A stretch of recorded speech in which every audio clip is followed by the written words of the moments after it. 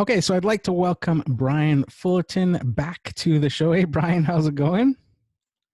Hey, Julio, how's it going, brother? Welcome back to the show. Right, this is exciting stuff. I can't wait to be on the show again. This is Yeah, awesome. three-peat. You're the first guest to be back 3 times. So congratulations on that. Wow, that is an honor. I didn't even know that. That's really cool. Funny how time flies, though. Yeah, it's crazy. So I'm just going to recap some stats here. So the very first time that I interviewed you was in February 2017. It was episode 89, I believe, and you had at the time 1,500 subs on YouTube. Fast forward to last year, I interviewed you a second time in January 2019. And over the course of those 2 years, you grew from 1,500 subs to 45,000 subs. Now, in 1 year, you've pretty much done that, what you did in 2 years in 1 year, and you've just crossed the 80,000 sub mark. That is absolutely insane. So maybe talk a little bit about your crazy ride this past year. Well, first off, I appreciate all the kind words and the attaboys. It's been a very, very, very busy year, to say the least, right? 2019 was definitely the busiest year of my life. And by the way, obviously want to say thank you to the whole lawn care community, and thank you to everybody who's, been on the ride with me. I always say people that have, subscribed to the channel, stay subscribed to the channel, and continue to just subscribe in the future. Obviously, we're all in this together, and I don't really know if I'm anything special. I just think that this community is special. I think it's growing. I think the online presence is growing, and so many people joining in and jumping on board is just super, super exciting. So, 2019, between YouTube and having our first live event and just the growth of everything, it really is like just 100 miles an hour behind the scenes. And a lot of folks know that I don't sleep much, but it's all a labor of love. It's been such an exciting ride. And by the way, as we go into this podcast, hopefully my voice keeps up. I'm just getting back from being under the weather a little bit. We did a huge snowplow run on Saturday, which was about 3 days ago. And that night, I just went straight south after that. Like, I felt like garbage, and I've had the flu for about 3 days. But Julio, he's been biting at the ankles, wanting to do this podcast. And I said, absolutely, dude. I had to push it back 2 days, in fact, which I felt bad. And I crawled out of bed this morning. He's like, dude, we can reschedule if you want. Like, it's no big deal. And I'm like, no way. So I got like the Dayquil out, the Excedrin, and all this stuff. And I literally told my wife, I'm like, I'm doing this podcast. So, thanks for being my voice as we do this one. But no, it's super exciting to be back on your podcast, Julio. I tell everybody, episode 89 was a huge turning point for me with doing social media. And I think I've always given you credit. You were the one that encouraged me to get on Instagram, right? And it's just been a fun journey, fun adventure together. But I'm super thankful to be back on the show. Yeah, it's great to have you back. It's so cool to be able to sit back and watch your progress, especially from knowing you and meeting you early on at that first Echo Means Business meeting that they had there in Chicago. And it's just so cool to see your rise and to see the positive influence that you've been in the community, and just some crazy things like the whole phenomenon with Brian's 10 everywhere, and people going and like the memes, people going and asking for Brian's 10 at random places and stuff, and food with Fullerton and all these, like, just this crazy stuff. But there's one thing that happened this past year that I thought was just absolutely crazy, and that was the fact that you went to a child's birthday party for a kid that watches your YouTube channel. And I was like, that is insanity. This random toddler basically uh, loves your channel, and you got invited to his birthday party. Yeah. So, you, the quick notes of that story is that a lady had reached out to us, and yeah, that was probably one of the highlights of 2019. Like, people are like, well, what companies do you want to work with, and what brand deals, and what sponsorships, and making money. And I'm like, dude, like you don't even have, like, you're not even in the galaxy of why I do this. Like, this is to me a labor of love. Like, I love helping people out, and it's so sincere. And this mom had reached out, and she was like, hey, I'm going to be doing a birthday party for my son. He's turning 4. would you be excited about coming to his birthday party? And this was via email. And I said, so I asked Liz, I'm like, what? And she goes, come on, like, we want to have kids. Like, we can go, like, live vicariously through somebody else's life, on their kid's 4th birthday. And you can be his hero. And I was like, what? Like, that sounds super cool, right? So, so we committed to it. We said yes, and this was probably like 8 weeks out. And the funny thing is, I got on the horn with a couple companies that we work with, and some companies that I don't work with, and I don't use my power for evil, with our stats, but I did this time, like for good. I joke, like, I reached out to a couple toy companies, and I was like, hey, we have this many subscribers and this many views, and because that's like all those people really care about and want to know about, right? Yeah. And like basically to say, like, hey, we're a big fish. Now, like, in my niche, I'm not a big fish. Like, I'm just a nerd with a camera, right? So I wanted to hook this kid up. So I was like, well, let's approach some of these toy channels and toy companies, right? Because I hear, like, they give out stuff all the time, right? Who knows? But yeah, so Steel came up to bat. They gave away a bunch of Steel, like, kids toys, which was really cool. We had Peg Perego give a Power Wheel, like a 4-wheeler tractor thing.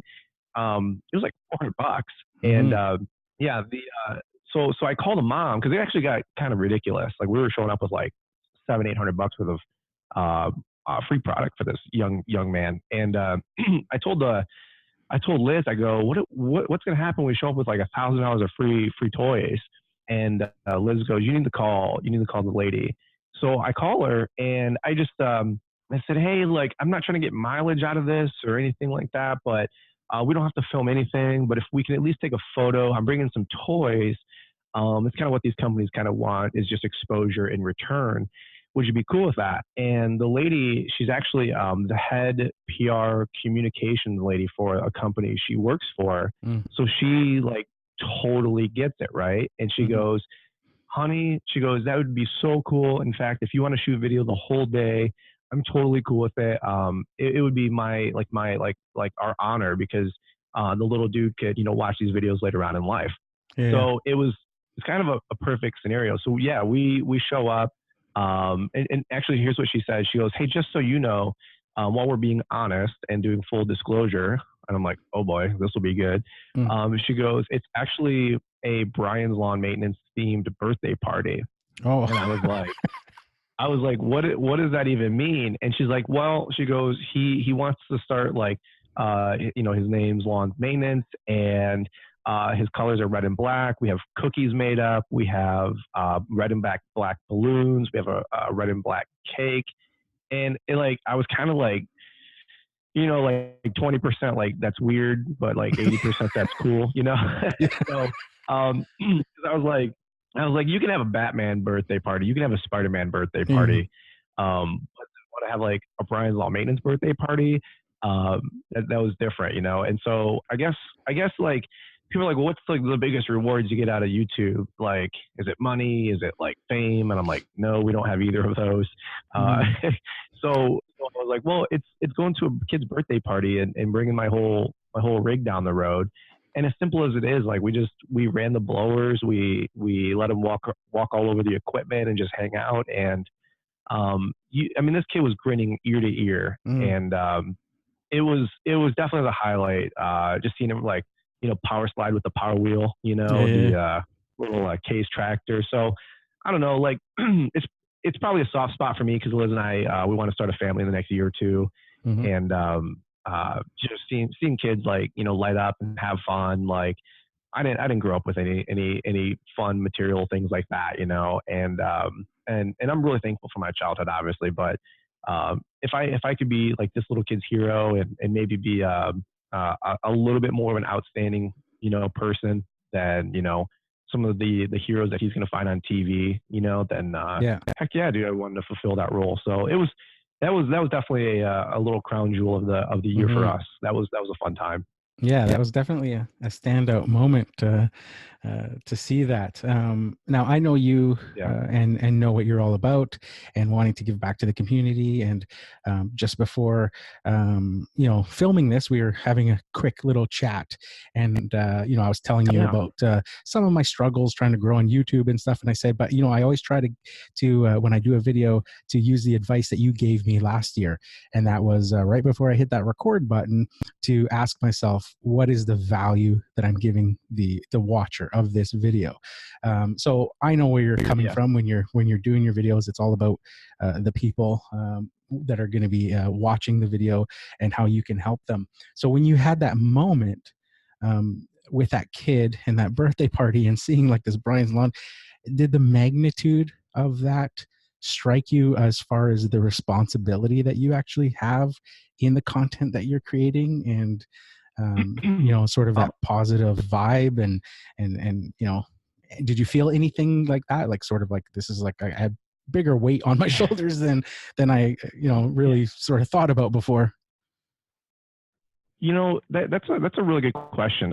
In fact, it sounds kind of weird, but I kind of realized that probably like two years ago, maybe, because we get a lot of kids that watch the channels. Like, there's a lot of new stuff out with Kappa, you know, for YouTube and stuff that YouTube creators got to deal with on the back end. But none of the content I make is for kids, right? We're running Yeah. lawn and landscape companies.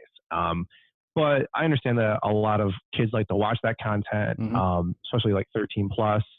But a lot of parents like watching our videos with their kids because it is fun. It is cool. It's lawnmowers. There's motors. There's engines. It's it's very fun content to watch, especially when you make it fun. But I mean, there's a reason, like, since day one, we've never swore on our YouTube channel. Now, if you guys meet me in real life and, you hear me drop an S-bomb, people are going to be like, oh my God. But in any content we put out there, like, we know that younger kids are watching. And I have, I mean, probably an email a month that comes in where it's a parent saying, hey, like, here's a photo of me watching, Blower Wars 3.0 with my son. Thanks for making it kid friendly content. Like, thanks for not swearing. Thanks for being classy. And it takes a lot of effort to make a video relate from, like, 10 years old all the way to 35-year-old, Hmm. chiseled, grizzled lawn care guy. But I definitely realized that about 2 or 3 years ago when we were starting to do this thing, because we get those phone call or emails and texts and DMs and a lot of people saying, like, our kids watch your stuff. And not only that, but I know my kids are going to watch my own content one day too. And I don't want them to look back on me 10, 15 years from now when I'm in this season of my life, right? And just see dad on the internet, frickety frack rack, they don't need to see that. I've always heard people say things like, if somebody's swearing all day long, then they're just not using their brain to, communicate Hmm. a little bit more intelligently, right?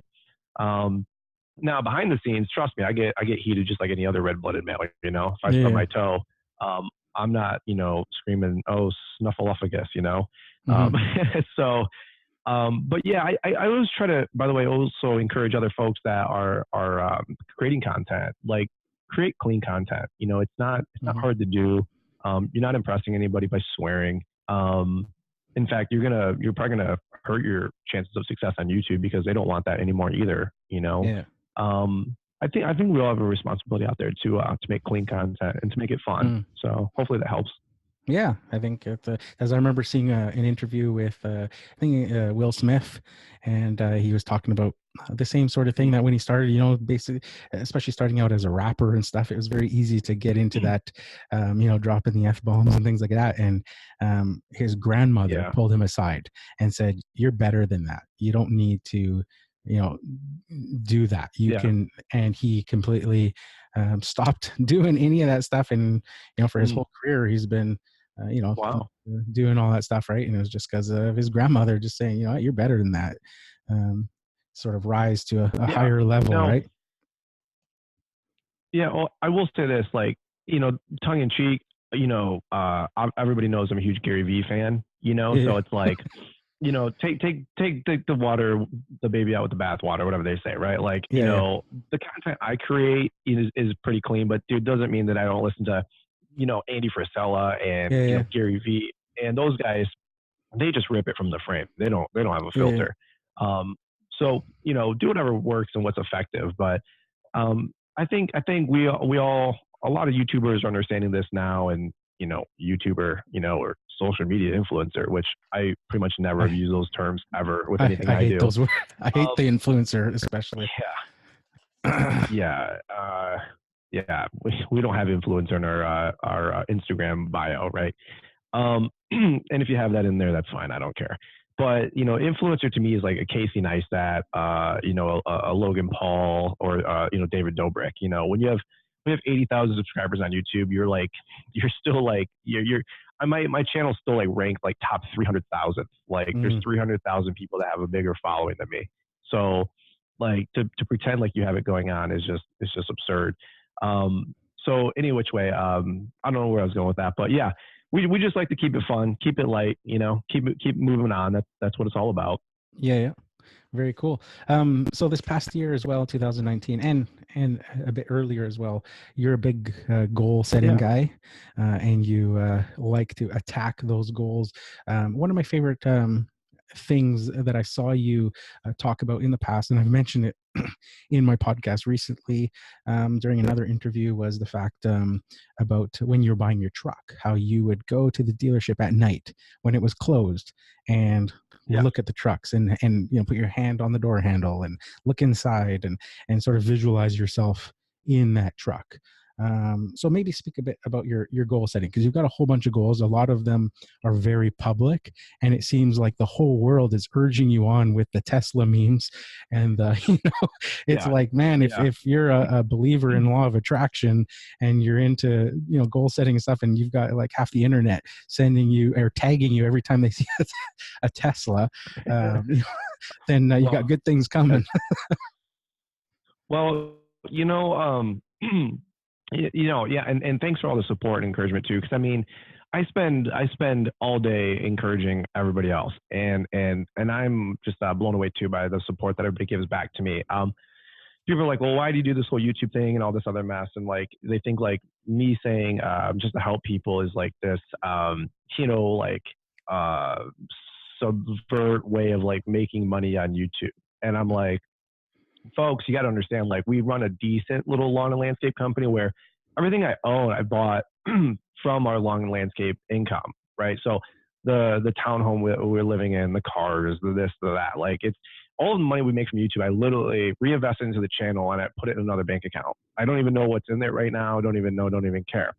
Um, and folks that don't understand that, it challenges their thinking because they're like, you know, that's not true, or like there's no way. And then you hear somebody like else is like, well, this YouTuber's making, hundreds of thousands of dollars with YouTube, and you can make some Mm, money with YouTube. We're starting to make a couple bucks with YouTube, but it's never been about making money with YouTube. You and I were talking about that for a half hour before we hit record on this podcast. Um, my sincere hope is to stay true north and just to keep helping the Brian Fullerton that would have been 10 or 12 years ago, that mhm, was 20. He was scared. He had no prospects. He had no money. He had no credit. He had no chance. Um, I think if you take a look at everything we've put on YouTube, I would be shocked, and I don't mean this like in a jerky kind of way, but like I'd be shocked that if you can't chisel out a six-figure lawn landscape company in less than 36 months with the content that just my channel alone has put out there. I would just say that if you're not doing it, you're just not trying hard enough. You're not working. mhm, And if you're working hard, think smarter, because we have both of those elements mixed into our videos. yeah. Um, but yeah, I think the biggest takeaway from putting my goals out there publicly, and I've learned this from Gary Vee, is that this might sound a little challenging to some folks, but I don't think there's too many other people that really understand how hard I work behind the scenes. I don't say it like boastfully, but I learned that from Gary Vee. The reason Gary Vee did Daily V was to have somebody record everything he's doing every single day, from 8 a.m. to midnight. Now, I don't have a mega company like Gary Vee where I can afford a payroll to have a videographer with me all day. But behind the scenes, dude, from 8 a.m. to midnight, or if not later every day, I run my lawn landscape company like 8 to 5. Everything you see from YouTube and Instagram, I say this all the time, is after 6, 7, 8 p.m. at night. Like, we don't, I film a video during the day, but I'm not editing that video till 10, 11, 12 o'clock at night. Mm-hmm. And so I'm not like here to out hustle or outwork somebody or outprove me to them. I'm not in challenge or competition with any of those people. I'm in competition with myself. Mm-hmm. My lawn care business doubled from 2017 to 2018. And then it doubled again from 2018 to 2019. So I took an actual real physical traditional business and doubled it and then doubled it again. Now, whether it went from 10 grand to 20 and 20 to 40, whether it went from 25 to 50, 50 to 100, 100 to 200, it's all irrelevant, Mm-hmm. The bottom line is, who cares? The bottom line is, what did your business grow in that same time frame, right? So like, everybody's like, well, what is this guy doing? Like, everybody wants to everybody wants to look at what somebody else is doing, and they're taking very little time to do a self audit about what they got going on. Mm-hmm. And that's just real talk. That's just being a businessman, right? Now, and the exact same time I double my business and I double my business, we create a YouTube channel, and people are like, that's impossible. You can't be doing all this. Well, here's what nobody asks like the right questions in life. And this is just maybe a quick rant or just a little rabbit hole, but nobody's asked me, how are you doing all this? Nobody asks like the good questions. You got to start with the why questions, then you got to go to the how questions. But I tell people like transparently, guys, I haven't watched TV, I haven't watched sports. Like, we don't. Mm-hmm. I've learned to say no to 99 things out of 100. Right? Everybody's heard that from Warren Buffett, but how many people are exercising that? Yeah. We got ultra focused for about 3 years, and in my lawn care, two things happened at the same time, and I've said this publicly. my lawn business got completely out of debt. We had a really strong income. Like, strong is relative, by the way. Strong enough for me. And at the same time, our YouTube channel went from nothing. We made like 38 cents our first year, you know what I mean? Because you don't make any money, to making, let's say $1,000 a month, 2 or 3 years in. And it's made a little bit more than that since then. But I had no idea. So two things happened at once. We created two pretty good cash flow businesses. Like, I do look at my YouTube channel as a business. Yeah. Like, why wouldn't you? I'm not going to just grow it and run it all. It's all free content. That's the thing. That's the funny part too, is like, it doesn't cost anybody an ounce of anything to consume, which is just fascinating. Anytime you buy a product from anybody's affiliate code, I know for a fact that the consumer is saving more as a percentage basis than that affiliate marketer is earning. Mm-hmm. So the transaction is always pure. You save 10%, somebody else makes 5%, whatever it is. Yeah. I don't even know. So, excuse me. Like I said, still getting over this cough. But the bottom line is that we had two businesses that really grew in the last 36 months. And so where's the motivation, dude? I was just so sick and tired of being complacent and broke and poor and scared. Like, I've been in business for 13 years, but really this is like my 4th year in business, I feel, because when I put myself on the internet, it exposed everything. Yeah. And the more I talk, the more I got exposed. Not in a negative way, but in just in a general way to everything. Like, I didn't know I should be doing certain things in a certain way. I didn't know I'm running my accounting completely wrong. I didn't know the way my LLCs and my taxes are set up are completely not effective. You know what I mean? So all these things came into play where I wanted to get better. And so I put myself out there about 3 or 4 years ago, and I just said, man, like, I want to learn. I want to be a better person. I wanted to stop hiding, right? And I wanted to take things to the front. Now, good for me, I'm coming on the outside of that little wormhole. It's been a full year process of just being meldable and moldable. And it's like somebody chiseling a statue of David, right? Like, sometimes you're using like little chisels, Yeah. excuse me, and then sometimes a sledgehammer comes at you. So it's been a tough excuse me, it's been a tough 4 years. I think I think what really counts is the fact that if you don't know why you're doing what you're doing, and if you don't have those visions and those goals that are going to pull you through all those tough times, I think that's where people lose faith, they lose sight, and they lose track, Mm-hmm. right? Yeah. Um, Abs- Here, excuse me for 1 second. So does that make some sense? I got a cough. Yeah, So yeah, absolutely. A couple of points that I got from that. The first being when you were talking about, sorry about that. no, that's fine. Your competition, or people thinking about their competition, reminded me of when a few years ago I was picked up my kids from school, went to a garden center, and I pulled up. I had to pick up some stuff for the next day's job, and pulled up beside a truck of another lawn care company. And my daughter looked at me and she said, "Hey, Dad, look, there's your competition." And I said, "That's not Right. my competition. My only competition is me, myself." Right. Like Yeah. that sort of thing. So that was a good point that you brought up. The other point was the work ethic that you talked about.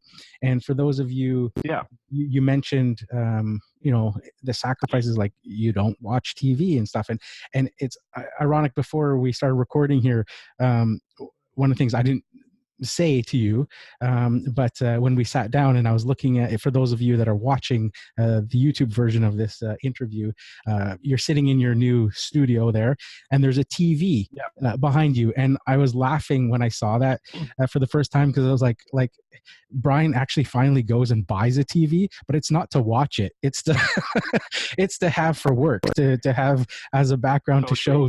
have the computer connected to and stuff. So Dude, it's so true. It's a funny story. I was at Best Buy trying to buy this TV, and the guy's like, excuse me, he's like, well, what do you need it for? Like Netflix or Hulu, HBO, and he's like naming all these shows and things. I'm like, dude, I don't even know. I just need it to stream from my MacBook to the TV. And he goes, well, and he was like laughing. He thought I was asking like being silly, and I'm like, I just need to Chromecast to the TV. And he goes, every TV here does that. And I'm like, he's like, every TV here has done that since like 2012. And I'm like, well, that was probably the last time I bought a TV, bro. And yeah. so he's like, that's all you're using your TV for? I go, yeah. And he's like, this TV is like $800. I go, so? And so it was just pretty ironic, because he's like, you Yeah. don't want the 4K this and the ultra fidelity that. I'm like, dude, I don't even know what you're talking about. So Yeah. Yes, I thought that so was funny it's when pretty funny. I first saw the TV, because I remember the last story about you getting a TV for your wedding present, and then you guys moved and lost the power cord, so you had it there for years Yeah. without even actually turning it on. Oh my god. So yeah, so We people don't we see that actually part of it, just right? hung. Yeah, we actually just hung that TV. Oh, swear to God, it's so funny, dude. We just literally hung that TV in the living room. We had a Friendsgiving, so people came over for like Friendsgiving, Yeah, yeah, and it's funny because it's a 40. I don't even know if it's a 40-inch TV. How it looks like on our living room wall, it looks like a giant iPad. It's yeah. so small in retrospect. Where my brother was literally giving me crap. He's like, who put the iPad on the wall? Excuse me. And I'm like, what are you talking about? He goes, dude, that TV is like the smallest. It doesn't even look right. And I'm Yeah, like, well, it's the only one we have. I'm not buying another TV to mount it to the wall. But like, I guess there's like 55 and 65 and 75-inch yeah, TVs. He goes, 42. He goes, nobody even makes 42-inch TVs anymore. And I yeah, go, well, that's how long we've been out of the game. So yeah, uh, we have our iPad TV on the wall, and we watch like Netflix, like once every couple of nights. That's about it. yeah. So too funny. Yeah, yeah, they're very, very funny there. Now, and another thing going Yeah. on with that that work ethic.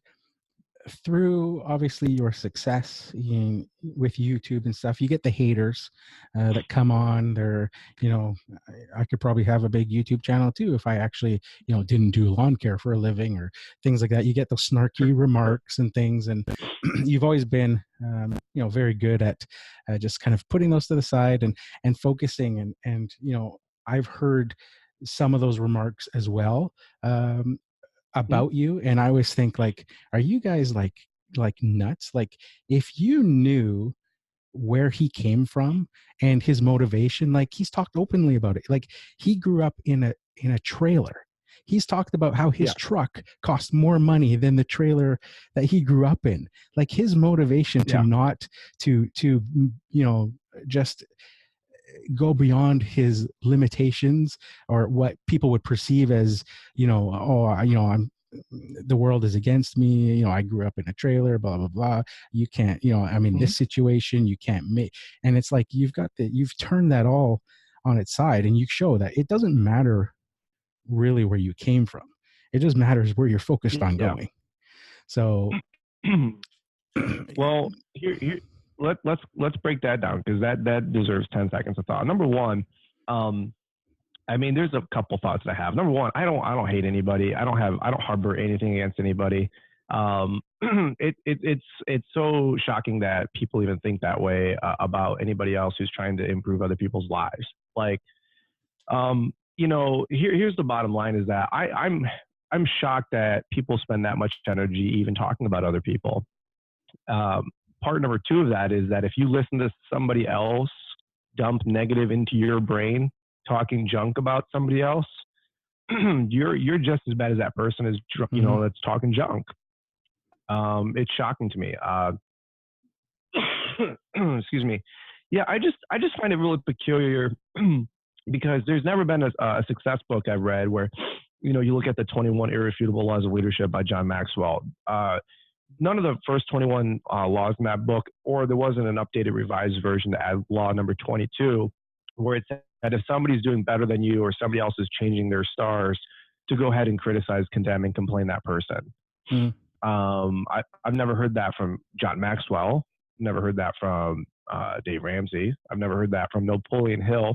I've never heard that from Les Brown. I've never heard that from Tony Robbins. So, but what I have heard from those folks is all of them say the same thing, that, you know, folks will, for whatever reason, right? For whatever reason, when you start sticking your head above the crowd, you'll get hit with tomatoes first. mhm, Okay, well, I didn't know what that means. That's a good meme. We call it a meme today. That was a good one-liner back in, you know, yeah, 2006, right? And you know, I learned all that stuff and I logged it in the back of my brain, but I didn't know it would actually be true. I didn't know people would be. I mean, let's literally break it down. Let's just really just gloss over this, but let's just break it down. Like, somebody's mad and judgmental because I teach somebody how to properly edge a sidewalk. mhm, I mean, like, somebody's mad because I do a video talking about a brand new zero-turn lawnmower and teaching people like how to make an educated decision about buying it. mhm, Like, so because it's such an absurd thought, I give it literally no credence and no time. And I would encourage that anybody listening to yeah, this podcast or any podcast in the future about this kind of stuff, look at those folks. And I actually have a podcast coming out about this. It said, you got to learn who to listen to. And it always comes down to listen to somebody's credibility. And number two is listen to what their agenda is. Because somebody who's criticizing you, what's their credibility? Number one, realistically, they probably have none or less than the person they're criticizing. And then number two, what's that person's agenda? Well, the bottom line is that if somebody's criticizing somebody else's success, they're usually, like you said, jealous or mhm, they're envious.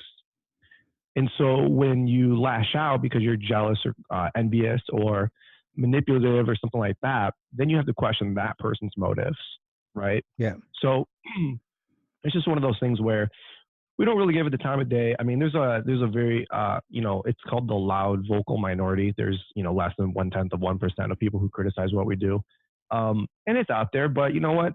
I've realized that every single day that I get criticism. Here's something that, you know, geopolitics for you, Julio, is that right now we've got arguably, in my opinion, the best president we've ever had in the United States since probably Washington, if not, you know, Abraham Lincoln. The guy has literally left the most lavish lifestyle he could as a multi-billionaire Donald Trump. And he went into, I mean, like literally the lion's pit, the lion's den, dealing with just the garbage of the U.S., the swamp, we call it, right? And I'm a big Trump guy. Mm-hmm. I'm a big conservative businessman guy. And so here's the deal. This guy's literally done nothing but help the economy. He's sacrificed billions of dollars of everything. And whether people agree or disagree, I don't really care. That's just my opinion. He's literally created like the best economy in, since we can literally remember, right? In 100 years. And as he's literally having the best, economy for everybody else, we all benefit and whatnot. The guy's literally getting impeached. And so it's just hilarious that it doesn't matter how good you do, how much you're helping. There's just always people out there that are trying to tear you down.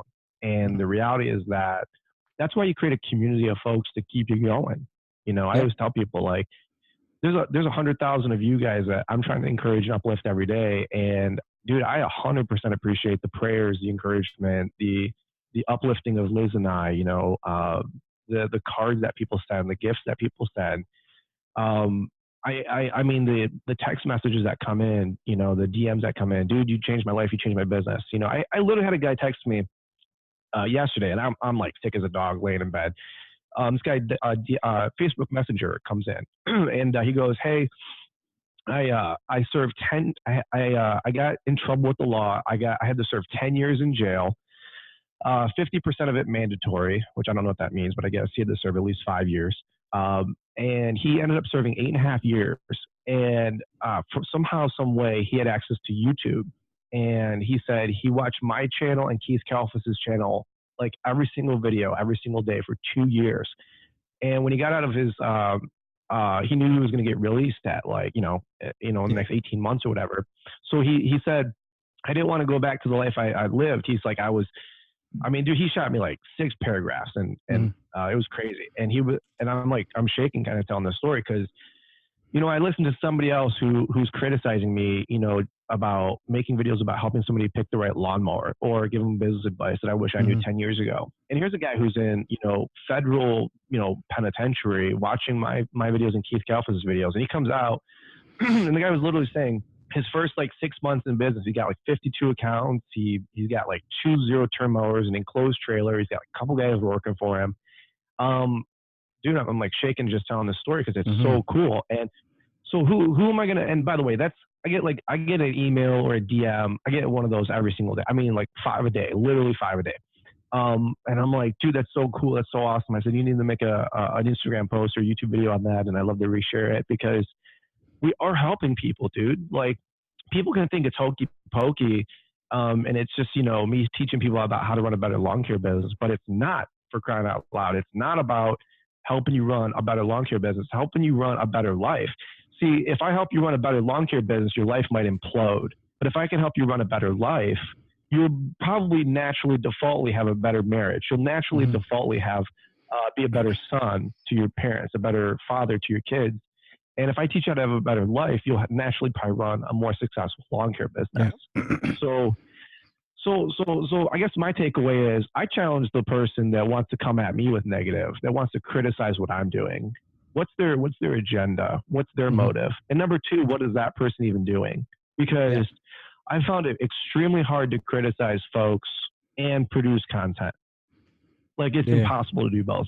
You cannot say that guy's a loser, that guy's selfish, that guy's pretentious, and at the same point create positive content for yourself. You can't do that. Your brain can't switch tracks that easy. So I guess the bottom line is that every day people criticize Will Smith. Every day people criticize President Trump. Every day people criticize just everybody, man. And I'm just like, what's the point? What's the point? Knock it off. Yeah. You're an adult. When you were a kid, you did childish things. But when you became a man, you did away with childish things. Yeah. So grow up. And so, and bottom line is that the reason I don't spend much time on that is because people don't know how much flack we get behind the scenes. But at the same point, I don't care about it. They don't care about it. Like, nobody cares about it. The bottom line is produce. The bottom line is help. Yeah. So You know, No, we can complain all day and have pity parties, but that doesn't help anybody, yeah. you know. And when I'm ever feeling down and out, I open up my phone.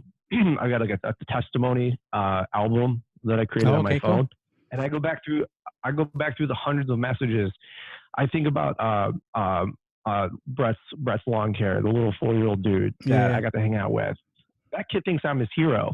You know, Mm. there's other 20-year-old grown men that come up to me at Target, and he's like, dude, he's like, we were treating this like a hobby for 7, 8 years, and we listened to two, Yeah. three of your videos, and me and my dad, we doubled our business, and we're both killing it. So who am I Mm-hmm. going to listen to, right? Yeah. Some no face, no avatar stranger on the internet. Yeah. And by the way, you guys have them too. It's not about just me. You guys have them in your parents, you know, your brother-in-law. Could be your pastor. It could be your wife. Could be your husband. Yeah. Like, we're all going to come up with that kind of crap. The bottom line Yeah. is, that's what this community is about. Is about sticking together. It's about uplifting and encouraging people. Now, not everybody subscribes to that, and that's fine. You don't have to. But, you know, if you want to look at Camelot, like Camelot, for example, everybody who came to Camelot, you had to contribute to it, right? You didn't just join Camelot and take. You had to preserve it. You had to fight for Yeah. it. And so, I don't know, man. I get being part of the tip of the spear. People want to challenge you and come after you, but Yeah. why? Yeah. So I don't know. That's just goofy to me. Yeah. No, great points. It always reminds me of um, just the opportunity that we have in these countries as a collective, like Canada, United States, just westernized countries. And I see it all the time where an immigrant will come to this country and they're used to coming from nothing, and they have their eyes Sure. wide open seeing the opportunity that's available here. And within a few years, they're driving a BMW and they've got a nice house and they've been working their butt off doing janitorial, business or something, stuff that people here don't want to do because they think it's beneath them. And Right. then they complain that an immigrant or something comes to the country and is taking all the work. It's like they're doing stuff you didn't want to do. And they've just Yep. shown that, there's Yep. opportunity everywhere.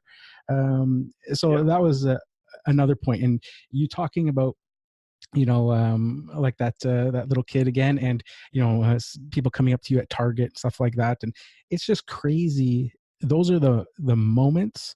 I had one similarly that was like that, where I was like, whoa, like this is just like the Twilight Zone. It was at GIE, and a guy came up to me. He was messaging me. He wanted to meet me, and he came up to me and he was shaking, talking to me, and I was Yeah.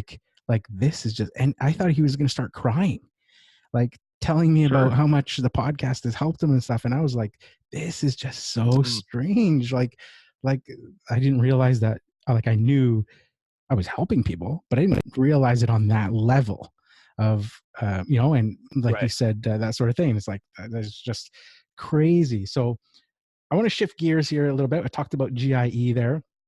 Yeah. You were there at GIE, and just like a chicken with your head cut off, you and Liz were just going everywhere.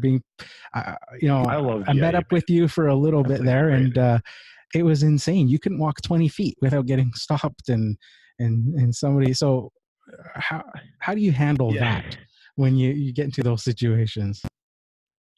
Well, okay, so piggybacking off of what we just got done talking about, and dude, sorry for like getting into it, man, because I get pretty passionate about this stuff. Yeah. So, but let's rinse and repeat off of piggybacking off of that, because you look at the other 99.98% of people that love what we do. That's where they go, right? That's Yeah. where we all go. And by the way, like I'm not top down, dude. Like I'm part of this thing. Like I'm part of the same community. Like I provide a role. I participate, but I'm not saying that like I'm the anchor and I'm this and I'm that. Like, dude, I'm just Yeah. a dude. Okay.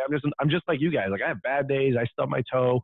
I run lawnmowers just like you guys do. We have good days. We have bad days. We get rained out days. But when you sow into so many people, and then you go to like a GIE, which is our environment, our element. Yeah, dude, Yeah. there's 20, 26, 27,000 people there. and this was your first show, because I saw you, by the way, also running around like a chicken with his head cut off. Yeah. You were walking around like this, right? Like, Yeah. doing the good old Hillary Clinton, like, Yeah. and I don't know, you can edit that part out if you want. I don't care. So, and it was just funny because like you're like, this place is huge. Like I've never seen this many brands and Yeah. equipment and product and sponsors and companies and of course people and fans and the lawn care community, right? And so, which by the way, I was like that my first show too. So that environment, you come into it humble and you leave even more humbled, obviously. I mean, just from, here's the deal, dude. Like 4 years ago, I didn't even know the internet, like lawn care internet, YouTube existed, right? Like I didn't even know. And to be able to walk into the steel booth and talk to the president of this company, to walk into the Xmark booth and be talking to first name basis with the president of this company. It's really, really cool. I'm really, really thankful. I never really thought I would or knew. But I also, like, after about a year or two, I was like, well, if I'm going to do this thing, like, I probably should do it right. Like, I should probably take it to the front. I should probably be if I'm going to participate in this space and do what I think I'm going to do. I didn't want to just be a guy on YouTube. Like, I was like, well, if I'm going to do this, I might as well like do it all in, right? Mm. So that's what we did. We started networking. We started meeting people. We started meeting all the other lawn care YouTube people. Some of them liked us, some of them didn't like us, man. Whatever. The ones that don't like us, I apologize if I ever offended them. I wish nothing but success for everybody out there. I mean, sincerely. And if they want to be friends and buds, cool. By the way, they don't have to be. Like, it doesn't make any difference. But Yeah. we found the other, 9 out of 10 lawn care YouTubers that wanted to be cool, wanted to be friends, and wanted to be buds, and they were in it together, and they had the same motive and goal, which was just to help make it easier for the next guy. Yeah. So GIE, Louisville, Kentucky, 26,000 people down there. It's pandemonium for 3 days. It's true. It's basically different. It was tough 2 years ago to even walk around and not get stopped. This is a funny story. 2 years ago, we were at GIE, and somebody had a lawntrepreneur shirt on, like my green one that I have. Yeah. And I know you have your design too. And it's funny because this kid like walked by and he had my shirt on, and I go, "Hey, dude!" Like I just yelled out, I'm like, "Hey, dude, nice shirt!" And he kind of like looked at me, like did a double take, Yeah. and he like kind of like blew me off a little bit. He kept walking. And I'm like, and I go, "Liz, did you just see that?" And she goes, "What?" I go, "This dude is wearing my shirt and he doesn't even know who I am." And it was funny because I'm like, "Dude, you're wearing my shirt, like my design." Yeah. And I don't know. I mean, it was just really funny because things kind of like have transcended a little bit. But that being said, like, yeah, dude, GIE it's just such a good time. I mean, you don't have to Yeah. go every year, but I would encourage people to go at least once. Check it out, try it out, and if it's in the budget, and for us, it's a non-negotiable. Just because we do a lot of stuff with a lot of companies there, and it's just good to network and meet and hang out. But we also kind of have, I guess, became a little bit of a personality in the lawn care community. So a lot of folks go there to like meet all these different folks. So we oblige. We love doing it. I trust me, it's not there. It's not there to go meet 400 people. Sincerely, if you know my personality, it is as a stretch. I get done after about 3 days, and I can nap for about 2 days straight because I know I sound like really energetic and really like bubbly and out there, but it's so hard for people to understand. But defaultly, my personality type is very melancholy, very detailed, very don't talk to me, and it really is very closeted. It's like not high energy, and so when people meet me in person, they're kind of like expecting like this pony show, like song and dance. And I'm like, "Hey, how's it going?" They're like, "Cool." They're like, "I'm Carl." "Hey, Carl, nice to meet you." "I'm Brian." They're like, "Cool." And then it's like awkward silence, because like they're like, you know what I mean, dude? And it's kind of funny because anybody who's ever met me kind of knows it's true. They're like waiting for me to be like animated. And I try to. I really try to. Day like 1, I'm like, "Man, I'm gonna meet everybody and remember everybody's name." Day 3, I'm like, "Hi, John." Yeah. And like, "Hi, Brian." And it is kind of funny because Yeah. I'm just a big nerd, dude. So Yeah. I just try to keep it real. If you don't, Yeah. that's the more we keep growing, the more I just like keeping it real, and people Yeah. are like dumbfounded. So I Yeah. don't know. Yeah. GIE was a crazy time. A little bird at GIE named Liz kind of dropped Yeah. something that maybe some future plans for GIE for Brian's lawn maintenance for the coming year. I don't know if it's something official that you want to share or just something you guys were thinking about. But she kind of mentioned Oh, something, I and I don't was even like, know. "Oh, really?" Okay, there I you don't go. even know. Okay, Maybe then. we're Well, flying to it. I don't know.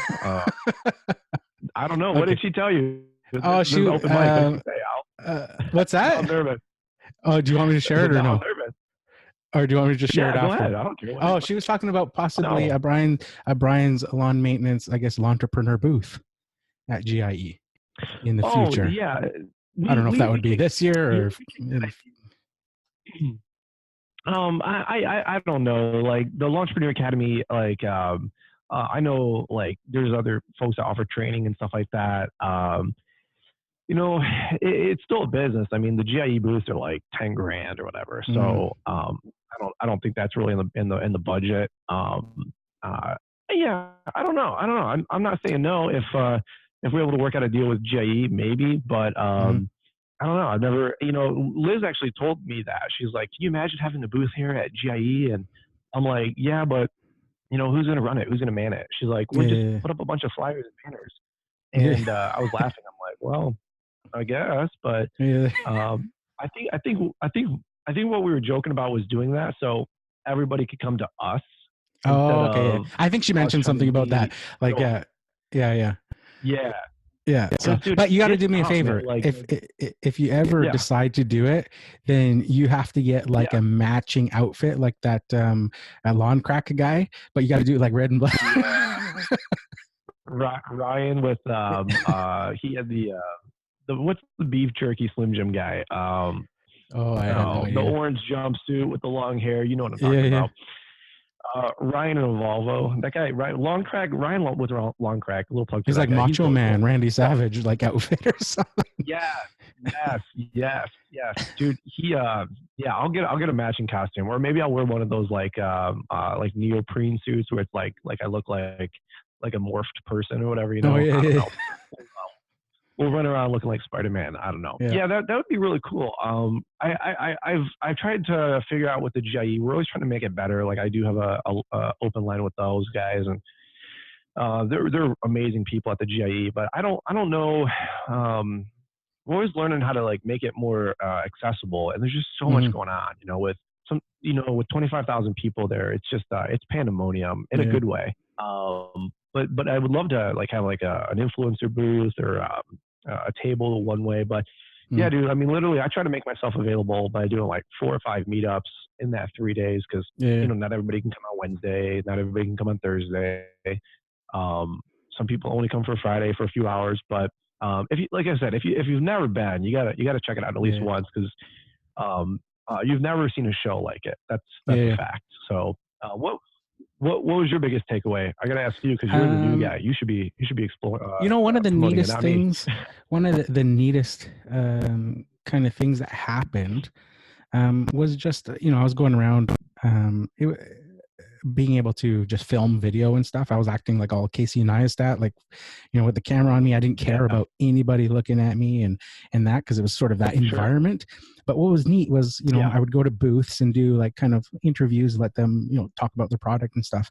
And after, one of the people from one of the booths actually thanked me and said, it's thanks to you guys that this, he says, 5 years ago this GIE was dead, there was nothing here, and it says it's all you YouTubers that have brought this place to life. He says this is Sure. I think this past year was like the biggest attendance that they've ever had at GIE. And he's Mhm. like, it's all thanks to you guys walking around with your cameras, and you guys have brought that attention to the expo. And so that was cool to hear I that in that sense. yeah. There's a gentleman, Chris Kaiser. He works with GIE. He's like the main dude. and Warren Sellers, and they're both super thankful for the influencer community. And I use influencer, lightly, but Yeah, yeah. yeah, those guys, they're super cool, man. Like, there's so many influencer events that go on now, and I we sold tickets for those guys, and 1% of the show came from us, like that use Mhm. our code, that we get access Yeah, to in yeah. the spring, and it's kind of interesting because you're like, well, it's only 1%, but it's at the same point, I'm like, hey, it's at least 1%, which is a start. So about 400 or 500 people used our code, which is pretty cool. So those guys, they track that stuff, man. So Yeah. when they're like, hey, 450 people used your code, like, do you have any input on the show? And I'm like, holy cow, like they're asking me for some Yeah, suggestions. yeah, Like, yeah. it's cool because then I get to pull the 450 people and be like, hey, what's some stuff that you guys want changed at the show?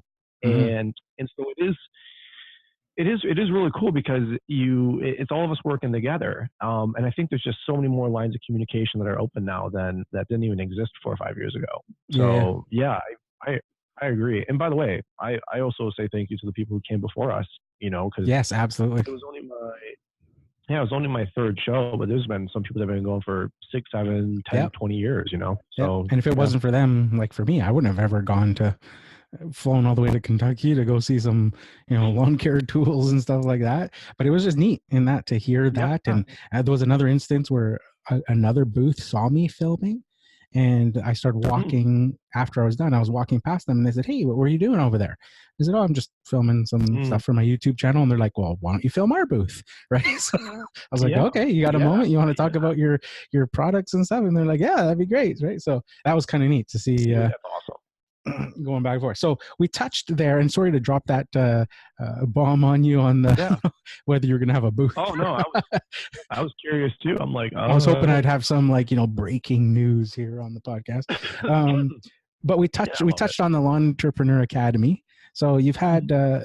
that and another massive milestone this year besides Yeah. the birthday party, and I would say would be your first live event that Yeah. took just was it looks like it was a phenomenal success. So maybe talk about the journey to that. You started out with the Entrepreneur Academy website that you have like online courses, snow removal, lawn care stuff. So maybe talk about Yeah. that, and then how you decided to take that leap to doing Sure. a live event, because that pressure there is just, I would Well, would imagine is huge. yeah, no, dude, for sure. And I appreciate the kind words. In fact, I mean, I'm not just saying this to say this. Like the consensus from everybody at the event was that it was first class, that it was amazing. Definitely under promise, over delivered.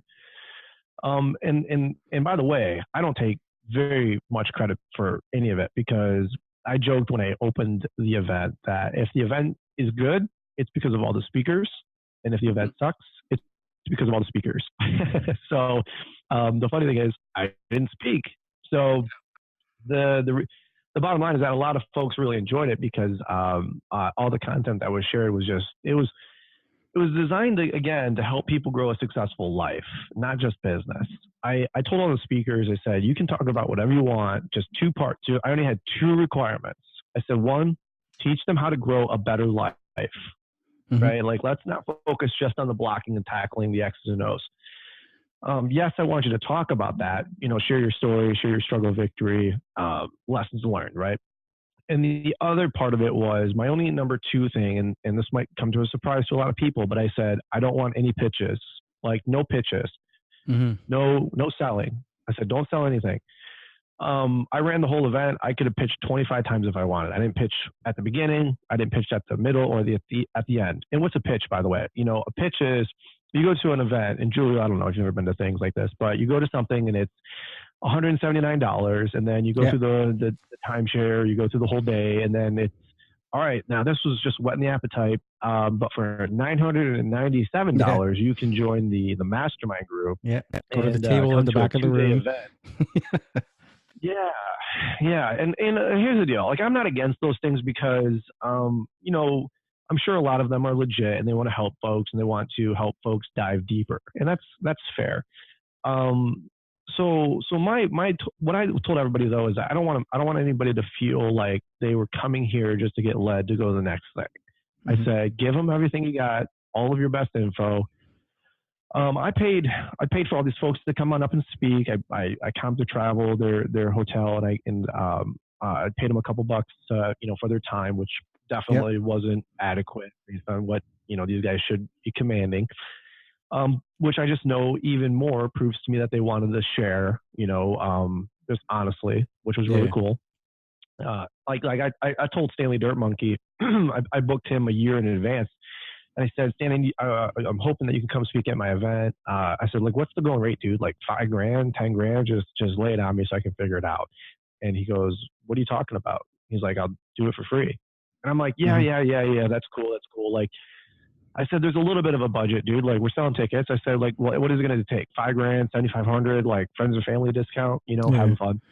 And he goes, no, Brian. He goes, actually, you're making it more awkward by trying to have me charge you. He's like, we're friends, and I care about this community. I care about this industry. And so again, the critic out there says, oh, they're making money on the event. The reality is that like it costs like $25,000 to put this thing on. And by the way, we fronted all this. So when people are like, oh, they're making money on the event. Yeah, we ran the event for profit. But the reality is, like, I was signing checks for tens and twenties of thousands of dollars a year in advance, literally praying to Jesus that people would show up. And so here's the deal.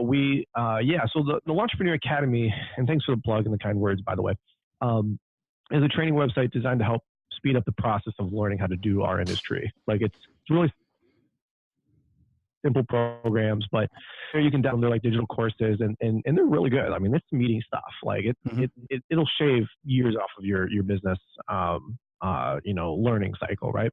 But then everybody's like, well, dude, we want to meet up. We want to hang out. We want to learn. And based on our last conversation about, or our last topic about GIE, like it's impossible at GIE to really get face time with anybody, because there's just so many moving parts. I mean, companies to people to people. It's not like, it's like if you're trying to work out a brand deal, it's not like a time to do it there. It's like exchange business cards and I'll catch up with you on the phone on Monday, Tuesday next week, So I kind of identified that my first two GIEs, and inspired by Keith Kalfas and inspired by Jason Creel, who at the time of this recording, I think has his live event going on today, which is super exciting. I went to both of their guys' live events. I've been to other live events for other businesses and seminars and, just really cool stuff. And I said, well, I want to do a live event. And if anybody's ever been married or, planned a wedding of any capacity, it's kind of like the same thing. Like you have to, cater a venue, you have to cater food, you have to round up good speakers and then pray to Jesus that they deliver, and then pray to Jesus that their flight doesn't get delayed or canceled. Right. And then herd cats. And then we had to figure out how to like take ticket money and do a ticketing system. And then like people get there and it's like, wait, like we need to get lanyards, we need to get badges, right? And then we need, so who's doing the lanyards, who's doing the badges? And then it's like, well, wait a minute. Well, are we going to have a stage? Yeah. Well, how do we get a stage or buy a stage or build a stage? Right. So it was insane. It was insane. And then it's like, well, we need banners. Well, who makes banners? And it's $1,000 later, you got banners, right? Yeah. So it was crazy. We ended up selling tickets from early August through basically like the week of, I think we sold like 148 out of like 154 is what I think I could see. So, excuse me. So for all intents and purposes, in, 10 weeks time frame, we sold out the event. With no ad spend, no marketing budget. We promoted it on my own socials and I think you helped me promote it on a couple podcasts, which I appreciate. I think Paul Jameson did a little bit for me as well. And then I didn't even rely on the people that were coming to speak to promote the event. I kind of considered all that extra credit because I wasn't going to, expect them to sell tickets for my event. Like that's kind of weird. Yeah. But the idea of the event was to go deeper. The idea of the event was for one day, Here's the deal. On YouTube, I get people for 8 minutes, 10 minutes, 12 minutes, right? I can kind of deliver one thought. You listen to Keith Kalfas for 10, 12, 15 minutes, and it's amazing content. But Yeah. what if you could have Keith Kalfas, go deep for about 40 minutes? Mm-hmm. What if you watch Stanley Dirt Monkey, reviewing chainsaws, and that's fine, that's good, that's cool. But what people don't understand is that Stan's ran, a 7-figure, construction contractor business for 30 years. Yeah. Like, the dude has learned some things, but Mm-hmm. we can, because of, like you said earlier, the nature of YouTube, you want to consume things at 8 minutes, and it's got to be fun and sensational. Like this, it was a fun event, but it wasn't designed to just be fun. It was designed to help encourage and equip people to grow a successful company.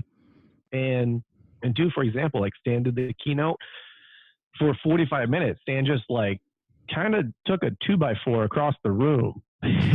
So he just challenged everybody. He knows how to hold an audience, and he's just pouring into people about pitfalls of being a contractor, where we are in the industry, and how to know your worth. And I don't want to leave anybody out. Like, we had Blake from B&B, Jason Creel, Caleb Allman. Everybody did an amazing job. Yeah. Keith Kalfas, Josh Latimer, Stan. We did a impromptu panel, which, dude, I ain't kidding, man. Like, we had guys in the front row asking piercing questions, and they were crying at the end of it. Like, it was intense. And so when it got done, I literally asked the crowd. I said, "Did anybody not get the value that they paid for out of this event?" And not a single hand shot up. Mm-hmm. And and people are like, "What did you talk about for 12 hours? Just lawn care?" And I'm like, you want to boop them on the head again and be like, "Listen, dude, helping people have a better life, not just a better contractor business." Now, and by the way, I can't leave out all the sponsors, by the way. Like, they helped make the ticket price, I think it was like $179. They're the ones that helped keep the ticket price from not being $497, to be honest with you. In fact, I was talking to Caleb Ballman when he was coming into the event, and he goes, "How much are you charging for this?" He goes, "Like $200. I said, "Yeah, and the spouse could come for $69 extra." And he's like, "You're kidding, right?" He goes, "I might just buy a few tickets just to say thank you." Like, he's like, this should be $995. I go, "Yeah, but the Brian's Law of Maintenance 10 years ago, he didn't have an extra $1,000 sitting around." And he goes, he's like, "Damn, dude." He's like, that's why you're doing what you're doing. He's like, "That's why you're a butt kicker." And so again, like, we could have made it a cash grab. I could have charged $397, $997. I think at $1,000 a ticket, it'd still be a steal, because I mean, the caliber of people that we had there, plus all the internal networking, dude. It's been 3 months later, and we still got guys that were at the round table together. 7 different guys at their table, right? And those 7 people are still buddies in an accountability group chat, text chat. Saying, "Hey, dude, just got 3 new customers. Hey, dude, just what do you guys think about my flyers? Hey, guys, I got a problem with XYZ. Can anybody help me out?" And they're still building relationship and community way after the event. Awesome. I will say this, just to plug it in there, if you don't mind. We've already booked the event again for next November. It'll be November 7th. Tickets will probably go on sale in like May or June, so give people a little bit longer time to budget. But same time, same place. It'll be November 7th, Saturday. I think we're setting up seats for about 300. So awesome. And it will sell out. It will definitely sell out. And I've got a bigger budget to work with. We know what we're doing even more so now. And I've got so many guest speakers coming in that folks have never even heard of, that are just, we're going to do sales training. We're going to do so much stuff. It's going to be epic. So I appreciate you asking. Yeah, and you're doing it right when after the event, even the sponsors are going, "Can't wait till next year." Like, that was epic, like such a great event put on, right? So I was like, well, they're the ones that are putting up a bunch of cash to make it, help make it happen, and for them to see the value that the community is getting, obviously, that's awesome. Yes. So Well, where can people? they all took a step of faith to even, because I was asking for a lot of money a year in advance. Yeah, You know what I yeah, yeah. mean? And again, we were putting deposits down in January for an event that we were doing in November that I wasn't announcing until August. So I Mm-hmm. mean, literally, Liz and I fronted 20 grand, and and so when people criticize, I'm just like, dude, you're so ridiculously not even in the game. I'm like, Yeah, when's the last time somebody else put $20,000 and put it where their mouth is yeah, to yeah, help people they don't even know grow a better life? yeah, Like, if you come against me with making claims like that, you're just ignorant, dumb, and you just don't have a heart or a soul. yeah, It's yeah. just I don't know, dude. So that's why I don't give it any credence. Yeah, yeah. No, that's a good point there. It makes no sense, right? It's obviously clear, Doesn't especially make from the any sense. feedback that people, now that you got the Yeah. first one under your belt, the feedback from people going, it's like people were just can't Well, wait to go back and to do it again, and it's just dude, like epic was like the word that was like everybody was it saying, it right? was it was so amazing, so much camaraderie, so much fun. Yeah, I mean, I hear one guy goes, "Well, what are you going to do for 2020?" I'm like, "What do you mean?" He's like, "Well, now you did a pretty stellar job." He's like, "I don't know how you make it better." And he goes, "So now we've got a pretty hard bar to set, if you Mm, will." And I said, "Crap," because I didn't think about that.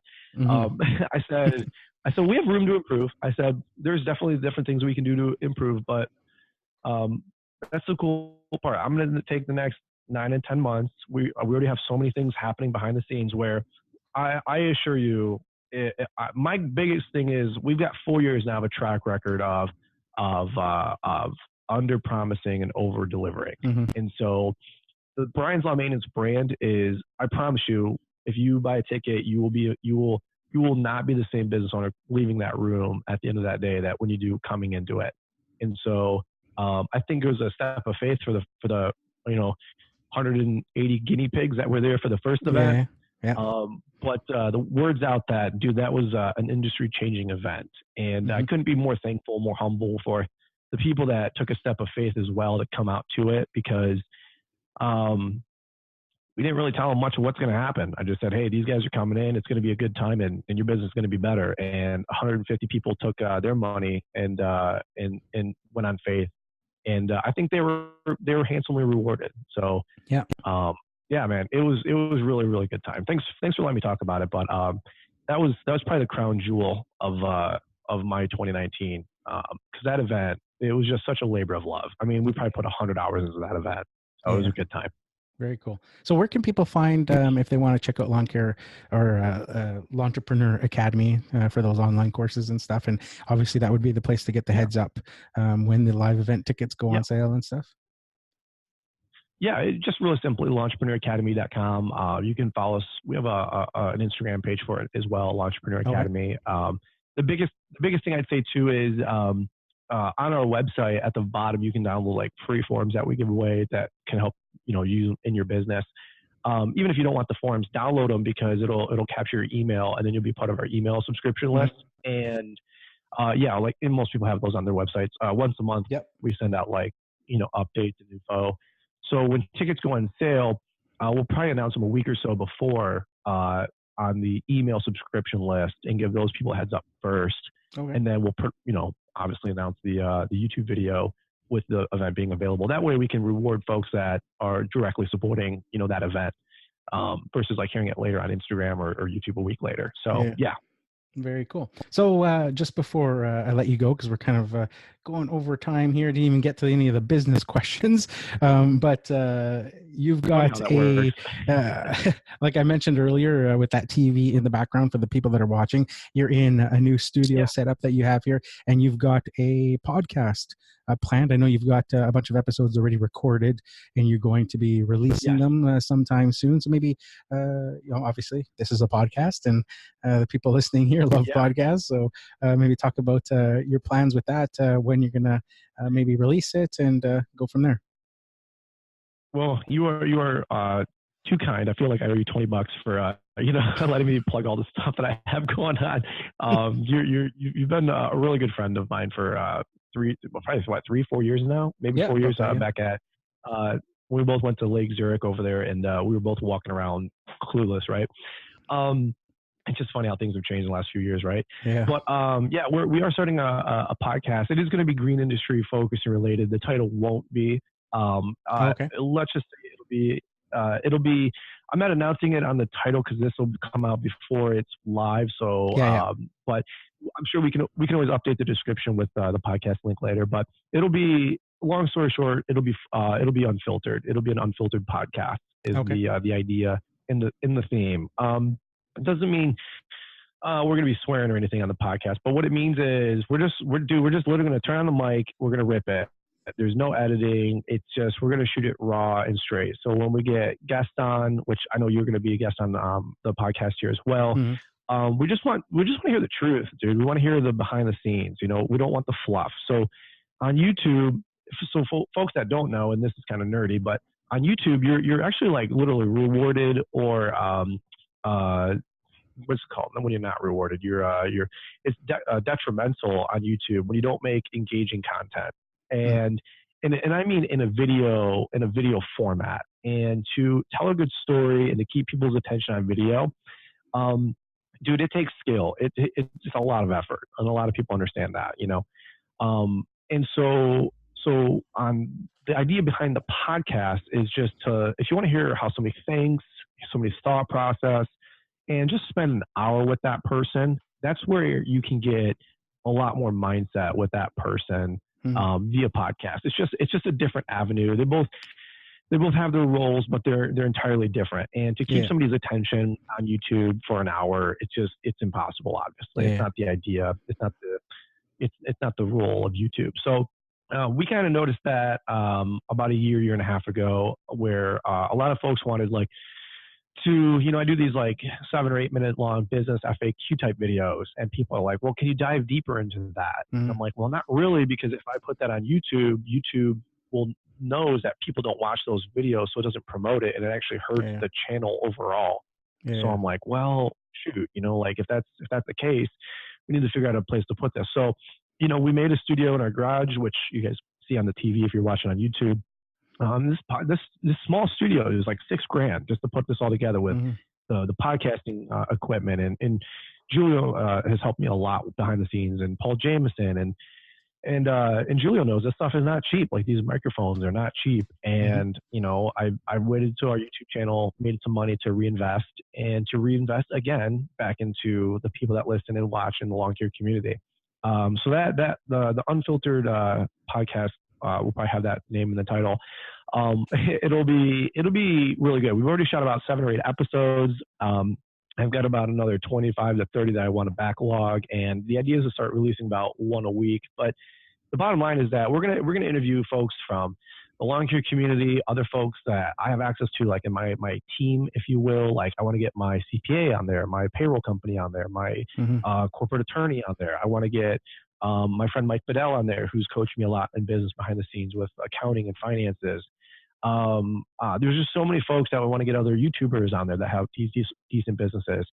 Other folks on there that, you know, are from the corporate side. You know, how cool would it be to have the president of Exmark, the president of Steel, the lead engineer for the automotives for Steel Incorporated. You know, what if we were able to get an Andy Frisella or a Sal Frisella from First Form on here talking about leadership, or, you know, building teams and companies.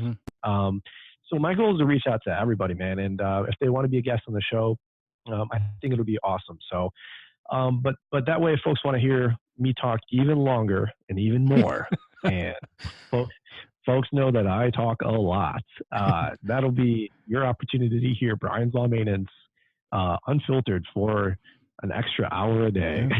So, but that's why it's so easy to. That's why you're a repeat guest here, because I just hit record and say, okay, go. Yeah.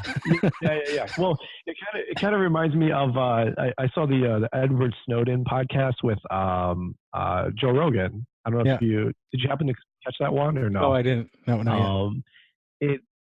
Oh my!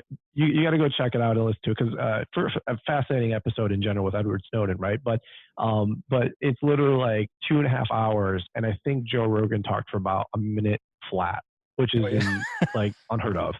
Wow. So literally, they're like, "Well, you're now welcome to the Edward Snowden podcast with the guest as Joe Rogan." You know, That's funny. so, but again, like my goal also is to have in studio guests where we can shoot video format, Hmm. kind of like what you're doing here for YouTube when somebody's local or somebody's in Yeah. town. So yeah.